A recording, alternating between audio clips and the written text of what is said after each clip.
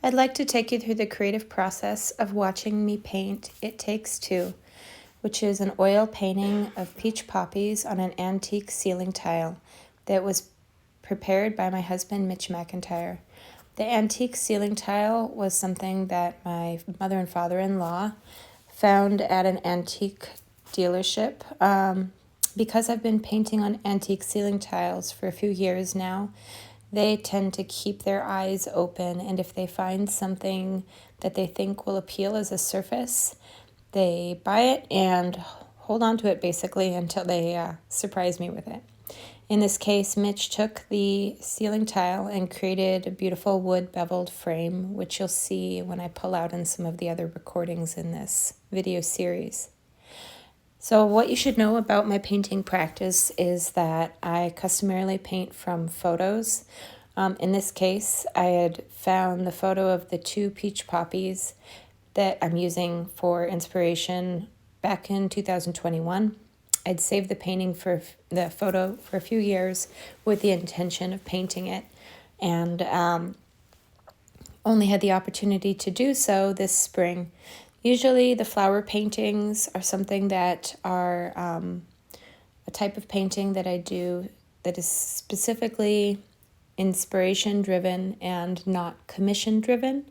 And so when I do paint the flowers, it's one of those things that I need to make space between my commission orders, sign painting, murals, pottery, all the other work, and just really put myself into it. Flower paintings in general, and this painting in particular, are something that is, you would say, like a back and forth conversation between myself and the muse. I find the painting of the flowers themselves to be something that is meditative. What you're looking at in this section of the video is the difference between 1 and 2 layers of paint. When I'm painting, I always freehand. And so basically I'm just like trusting the evolution and the ether, the muse, to just deliver what I'm trying to capture. I've been painting since 2002, so for quite a few years now. Oil painting was something that I learned when I was going to school at UNLV, and the painting on the ceiling tile is something that evolved over time with my, I would say a career trait for me is I've always had an aversion towards painting on regular canvas. I've painted on all sorts of surfaces, including bed sheets, curtains, old clothes, femmage surfaces that I sew together. And the ceiling tiles sort of evolved organically. The first ceiling tile was something that my husband and I found at an antique collection, and basically just decided to give it a try. And once I started painting on the ceiling tiles, I found that the surface really was appealing because it has such a smooth finish. Some of the ceiling tiles I've painted on in the past do have really interesting bumps and textures that are pressed into the tiles themselves, and those can create a bit of a challenge.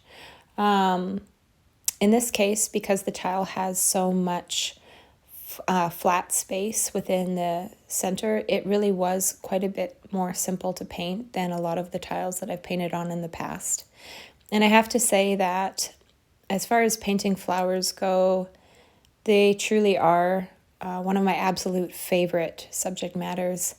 The hard thing for me when I start painting a flower is to balance the obsession with continuing to paint with being a mother and a wife and, just like being someone other than a painter. Because once I start painting a piece like this, it really becomes an obsession, and I just want to continue to pull the different layers in. One of the things that drew me to oil paint back in 2002 when I first started, and that continues to pull me back, is the way that you can layer different color and create a luminous effect. And that's really evident as you watch this painting develop. The first layers, as you can see in like the left portion of the painting, which is unfinished, The first layers are, you know, very rough, like sketched, just trying to like feel out where things go. And then as I build additional layers with like shadow and highlight, you really start to see the illusion of the depth. And my professors used to call this pushing and pulling, where you're essentially pushing certain things into the background and pulling other things forward. And it is like a career obsession for me to be able to note that over time, the more that I experiment with this basic, very simple effect, the better I am able to get at it and the more convincing the painting can become throughout that process. Quite a few artists like to, oh, there's my son Charlie poking his head in. He likes to visit when I'm painting.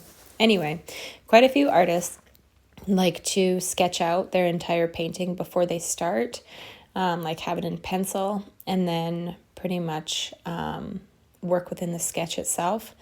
And that's not a process that I've ever really adopted. Occasionally, I'll sketch out some components on large-scale mural work, but as far as painting at my easel goes, I've found that trusting my intuition and my connection with the creative process is the best way to go. If I spend any time trying to premeditate, it usually interrupts the creative flow. For me, the creative flow itself is something that is very difficult to put words to because it isn't really something I'm able to control. It's almost like a river that is just flowing through me.